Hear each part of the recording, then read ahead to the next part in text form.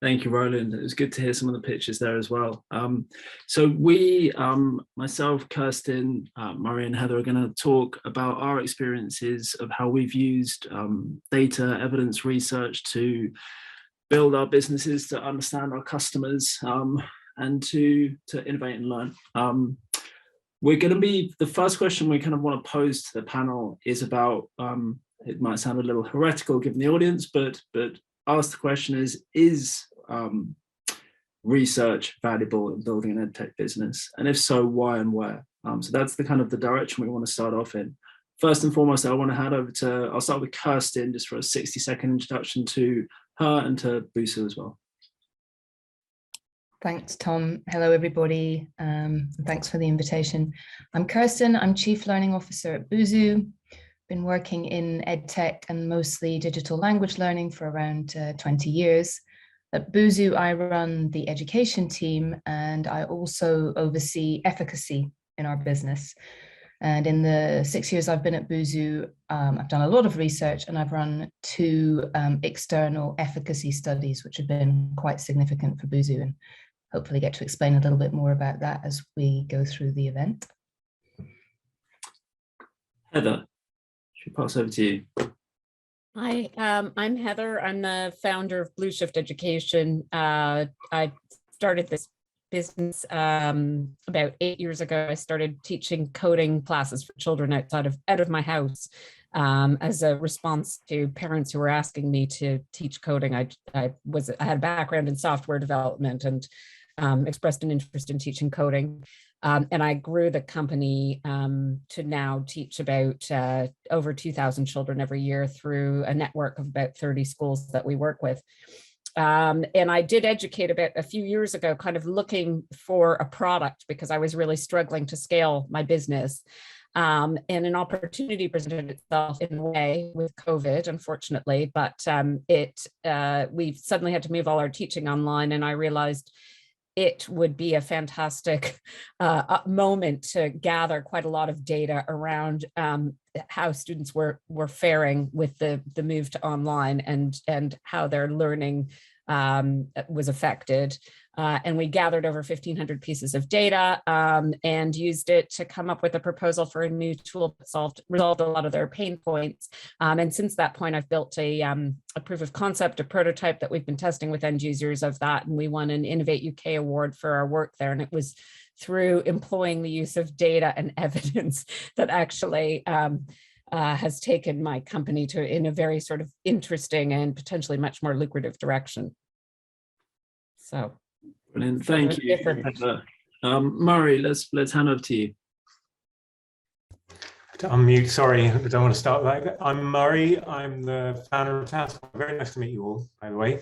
Tassomai, for those of you who don't know, is an online quizzing program used through the country at schools mostly as a homework tool, but it's a sort of adaptive quizzing program that gives very rich data insights back to teachers. And I built it really originally as a pen and paper card game for my students. I really wanted to just improve my teaching.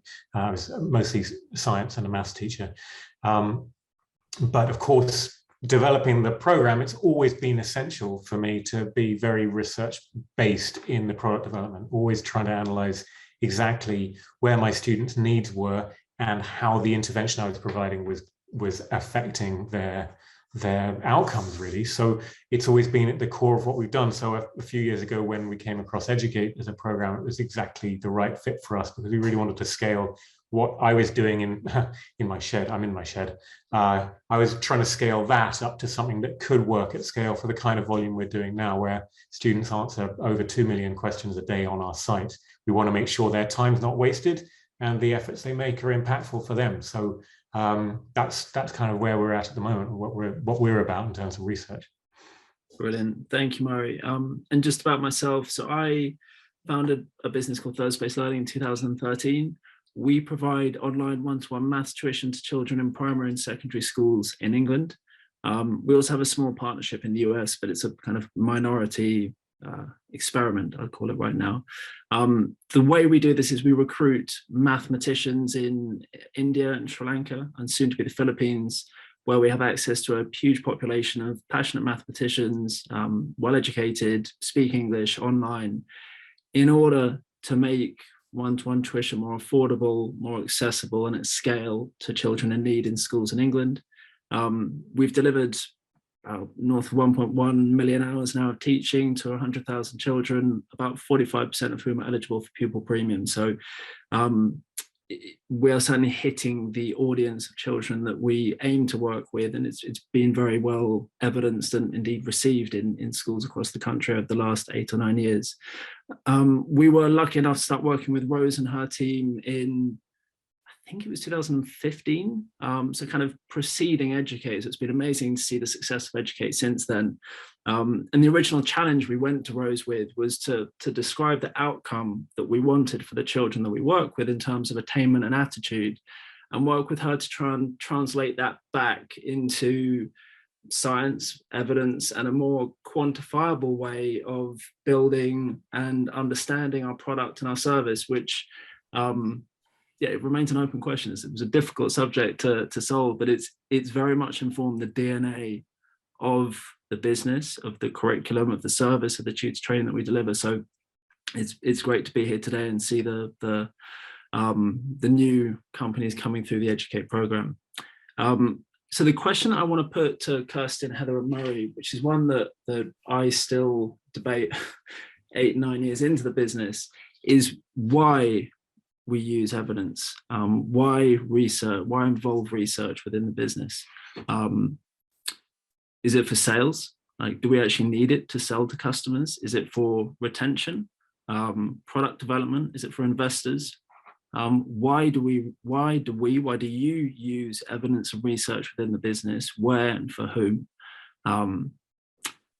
Murray, I'm going to put that back to you now, as you were the last one.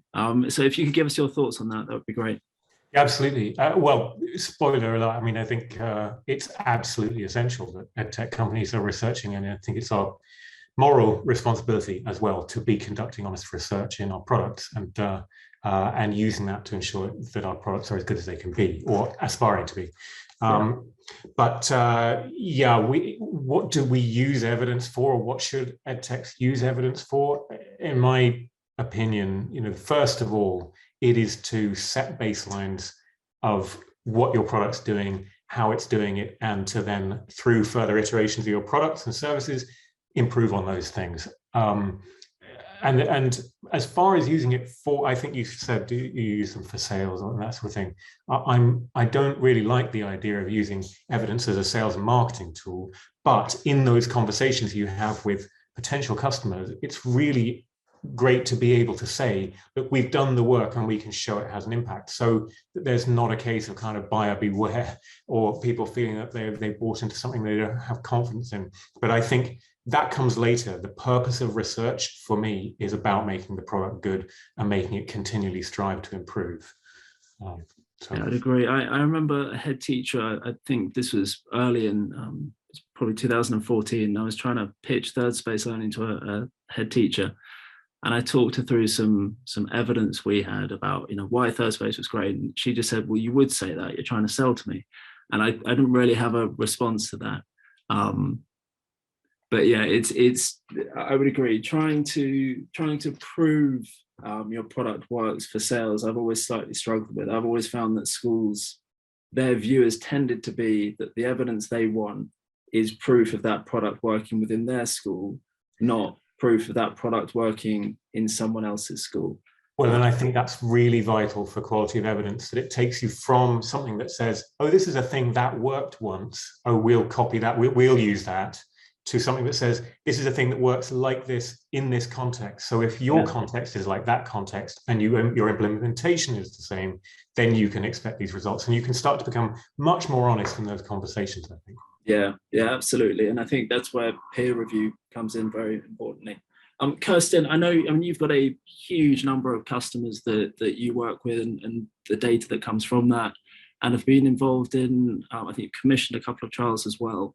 Oh, sorry, like deep and independent research as well. So it'd be good to hear what you have to say about this. Yeah, I mean, I would say evidence is important for all of the things that you've mentioned, but rather like Murray and yourself, I think that for sales and marketing, almost that's the least important. For us, I mean, we have over 100 million customers, but most of them are not going to read an efficacy report or actually go looking to see whether we have gathered any evidence. But for us, doing our first external efficacy study was vital because it gave us confidence internally that the approach we were taking worked.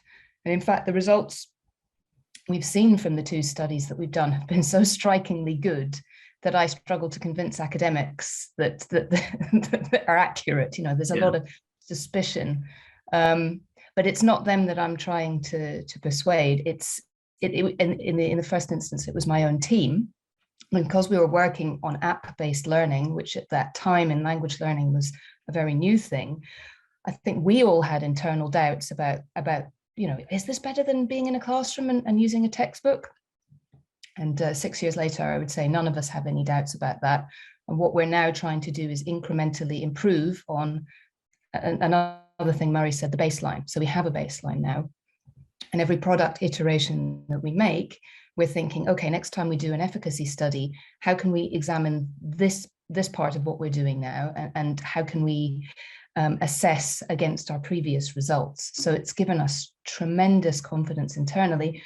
I would also say it's very important with investors, not necessarily so much for attracting investment, but for actually telling who the good investors are. Because the good investors will say to you, what have you done to evidence learning outcomes? The bad ones won't ask you that. I think it's really vital for investor conversations as well. And Kirsten, do you work with, I think you mentioned there were two external research organizations you had worked with. Do you work with them on an ongoing basis, or were they one-off reports that you did with them? Yeah, so we work with an established researcher in the US who has moved institutions. So we work with two separate institutions, but the same research team. Okay. And they do most of the sort of app-based, language learning app-based research, which is why we went with them, because they had an established methodology. Okay. Thank you, Heather. I mean, Kirsten. Heather, let's go to you. Yeah, I mean, you know, I'm sort of at a different stage, but it's been interesting because I've been teaching computing, and it's such a new subject in the curriculum that and we do it in kind of an extracurricular fashion a lot of the time, that schools don't even necessarily know what questions to ask around attainment, but we have to be monitoring it and ensuring that our content is pitched appropriately and that our lessons are effective.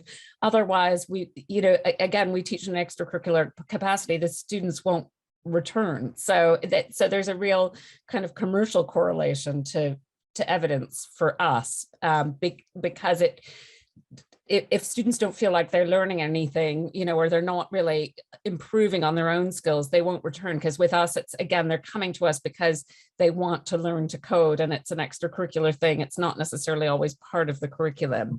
So we've implemented efficacy studies within our own classes. And again, it's not for selling or marketing to schools, because the schools almost don't know what to look for. It's just, they're almost afraid to even teach it themselves because it's such a new topic. So we've used it just a lot of the time just for quality control, to ensure that we keep our enrollment up.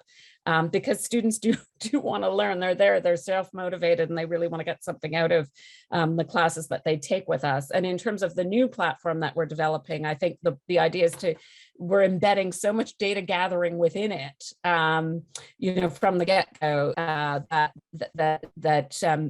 there'll be quite a lot of learning engineering involved in the whole kind of design and iteration of the platform as we go. So I don't know if that answers the question, but I am coming at it from sort of a slightly different angle.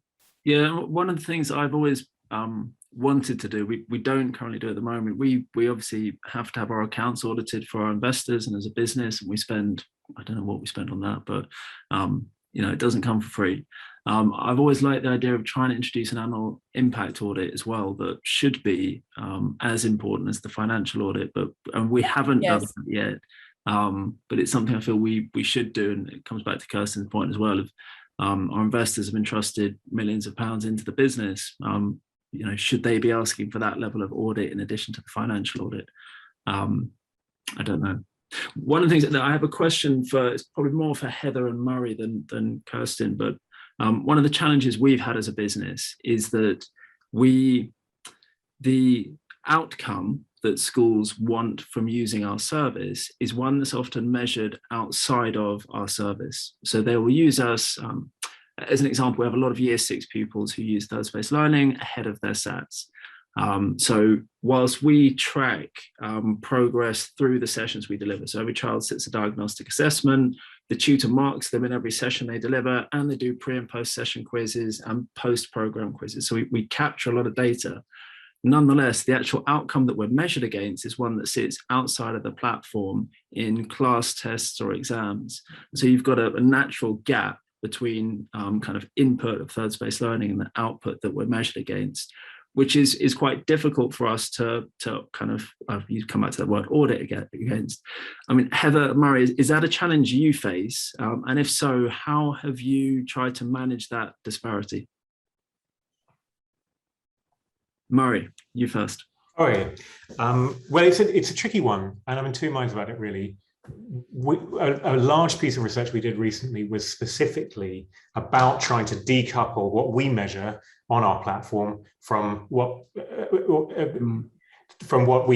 outcomes we can measure. In other words, what we wanted to do was look at our data and compare it to independent assessment so that we could peg that for its own veracity, right? So it's otherwise one can fall into the trap in an EdTech company of going, well, we did this thing and we measured this improvement on our platform. Well, there's possibly a sort of self-fulfilling prophecy in there. And so having that external set of data and making those comparisons can be great. But of course, especially with things like SATs results, it's then difficult to know how those results have changed, how people have progressed, and it's a minefield. But I think there's value in doing research against external assessment rather than just internal. I think you've got to do both.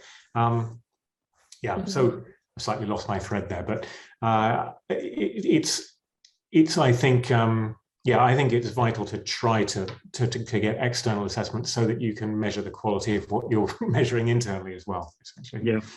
Yeah, with us, again, we're sort of in a funny space because we're in tech education, and it's still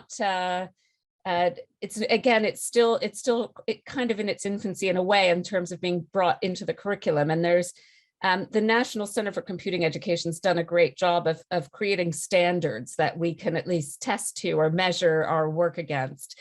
And some actually of our corporate partners do have badging and assessment that we could, again, like some of the software platforms that we teach have credentials that our students could be measured against. But I think it's just been a bandwidth issue in terms of maybe incorporating some of those external assessment measures into our curriculum, and then we'd have control over it. I think it sits a little bit outside the kind of traditional education system where we lie. But again, the way you would measure us outside of the work that we do is through coding competitions or through, again, like these sort of assessment or badging levels for some of the software that we teach, which would be very exciting for children because then they feel like they've got a real credential, that like a real world credential for a piece of software. I don't know if I've answered your question, but we're kind of in a funny space that way in terms of attainment. And I think one point that you both kind of made there is we, like all of our services, are one part of a bigger picture, certainly within the school. And I'm always amazed, frankly, at how much credit teachers give us for the impact that we have. That we are 45 minutes a week with the child, when depending on what stage they're at, they're doing 10 plus hours of maths learning every week. So we are a relatively small part. Now, clearly, we might be the variable that comes in at point A, which changes the trajectory for their results up to point B. But it's a complex picture of child's education. And so trying to tease specific attainment growth through that out of it is challenging. Kirsten, I had a question for you. Actually, I had two questions for you. First one was, you obviously have customers in, I'm going to guess, most countries in the world. We say 190 plus. I haven't counted them personally. I didn't know there were that many countries. I think Okay, so how do attitudes change in different countries, or maybe continents will help, in terms of what people expect in regards to evidence to use the service, to continue using the service? I mean, I'll sort of leave that a little bit loose, but attitudes for consumers to evidence in terms of EdTech across different continents. Do you know, I haven't really observed any appreciable difference, other than we have a lot of customers in what we call the DACH region, so the Germanic countries. And perhaps a little stereotypically, they are a bit more interested in evidence and in clear explanations of it. But that's really the only cultural or market-based influence I've noticed in relation to evidence. Everybody cares about it. Okay, my second question then, which I think is relevant to a lot of the younger companies on this call, is at what point is it worth bringing in external support to research your business to help you understand it? And I give Third Space as an example here of, I think, when not to do it. We did an RCT, a randomized control trial, in our 4th term of operations. And bear in mind, the first 2 terms was just me running like operations in India, sales, marketing, customer support in England, product. I mean, it was ridiculous. And that RCT showed no statistical evidence of impact. And I think it was a very fair conclusion at that point in time. I think the whole report was very fair, but it's not surprising. We were incredibly immature. And indeed, during the 2 years that RCT was running, we went from, I think, 70 schools to about 600 schools, and the business completely transformed. And in hindsight, it was a ridiculous thing to take on an RCT when we were 4 terms into our life. So I suppose my question, and I'll put this back to Kirsten, when do you think a company is mature enough to take on the responsibility, or stable enough maybe, to take on the responsibility of using sort of longer term external organizations for trials? And before that point, how might a young, immature company best use research for the speedy circles of innovation that they need? Yeah, it's a great question. We didn't go and do a big external efficacy study until we were, I think, maybe our 6th or 7th year in operation. And it was the right time for us. And there are a number of considerations. So one is, can you afford it, right? Yeah. Depending on who your research partner is, and that the more prestigious that the institution you work with, the more expensive it is. Can be expensive, it's time consuming, and it will distract key people in your business potentially. So you need to be of a large enough organizational size to have some people that you can dedicate to this. I worked with interns on both projects who are extremely helpful, but you do need someone internally to project manage and make it work, and someone internally who understands research as well. I would certainly advise any young organization not to worry too much about a big external efficacy study, or certainly not an RCT, which, as we've seen, many of them show very little statistical significance. And that's the other thing. You have to be big enough to be able to absorb bad news, right? So if the research comes back and says, hey, there's no impact or a negative impact of what you're doing, you need to be able to deal with that. So you can't have a marketing campaign riding on it, or the success of your business riding on it. You need to be able to absorb that and move forward. to your other question, what I would advise a company to do, it's not that you shouldn't be doing your research in your early years. You should be focused on product market fit and user research. But if you want to do some kind of efficacy research, there are amazing interns at universities across the world, students doing masters who are looking for experience in EdTech businesses. Go and find them. Go and talk to the course organizers.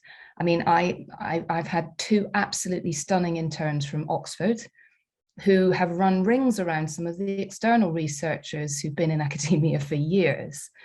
And I can tell you that then the next time we do efficacy research, I've learned a lot from our interns. Get them to come and help you run an internal efficacy program. And learn from that. And you don't have to publish it externally, but you could, if the results are good and you feel that they're valid. There's lots that you can do very cheaply internally using master's students, I would say. Okay, thanks, Kirsten. Heather, I don't know, what's your views on either the stage of maturity when to do that, or of kind of how to manage it before then? Yeah, no, I think, definitely I would have done a whole bunch of studies internally before I would bring in an external person. And I come from my background's actually in software design. So we're at a stage right now where we do rapid prototyping and iteration of the actual piece of tech. So and that's actually quite inexpensive we involve the students in what we're doing, and then we can use a cheap prototype to test out different ideas to see what might be more effective in terms of a piece of software for them to use, because the problem we're solving is sort of has to do with cognitive load and the poor design of tools that students are using at the moment. So I'm quite experienced myself in doing quite a lot of internal studies around usability and rapid prototyping. So we just use cheap techniques internally to get a lot of feedback from students. And I would do it a lot of it internally before I reached, and made sure that I had a beta, a couple of beta trials at least of the software, and had it out in the world with real users before I brought in an external person. Murray, I'm not going to ask you this question. I'm going to ask a different question. And it's about actually the technology side and kind of databases. I know, again, use ThirdSpace as an example of, or one of the many mistakes I've made over the last 8 years. One of the challenges I think we've had is as we launched and kind of built on our MVP and developed the product and the service, we often left ourselves in a position where the technology architecture wasn't flexible enough, so that the way we were capturing data limited our analysis and limited our ability to measure and adapt the measurements of the service we delivered. And I think that really constrained us in many ways. And it's not, at a simple level, like we've delivered 1.1 million hours of teaching. It's this huge database of lessons, lots of assessment around it. It sounds wonderful, but the reality when you dig into the kind of messy architecture behind it at times is it's not as valuable as you might hope it would be. I wondered if you had any advice for people on how to ensure that the way you capture data gives you the opportunity to research and understand your customers and your service to the greatest possible opportunity. I'm terribly sorry, just to jump in there for a second, Tom. I'm just checking the time. I don't want to rush anybody, but there are several people that I think have to depart at 4. So if maybe this could just be the last question, that'd be super. Sorry to interrupt. I'll speak quickly, Roland. Well, I think if you're right about this, Tom, and one of the problems we discovered early on, or I feel the pain of all the time, is when your data lives in a sort of obfuscated database, you're using engineering time to get at that data and do the analysis, which is awfully expensive. So I've learned the hard way, and we do huge volume of data, not quite in Busuu levels, I'm sure, but we've we took the steps quite early on to set up our system architecture so that we can dump the data out and then it can be analyzed by junior or slightly more idiotic people like me. I can use a spreadsheet and I can get into that data and do some learning early on without using really expensive engineers. So that I think is a really important tip. Get your data structure organized so that you can get it out of the database and have mere mortals look at it rather than engineers. And there are some brilliant tools for that now as well, which is definitely to be promoted. Roland, should I be stopping there? Have we got a minute to see if anyone has any questions, or do we call it quits? I think I have to be harsh and call it quits. I really appreciate all of your contributions. Just cruel, Roland, but thank you everyone nonetheless. Thank you, Kirsten. Thank you, Heather. Thank you, Murray.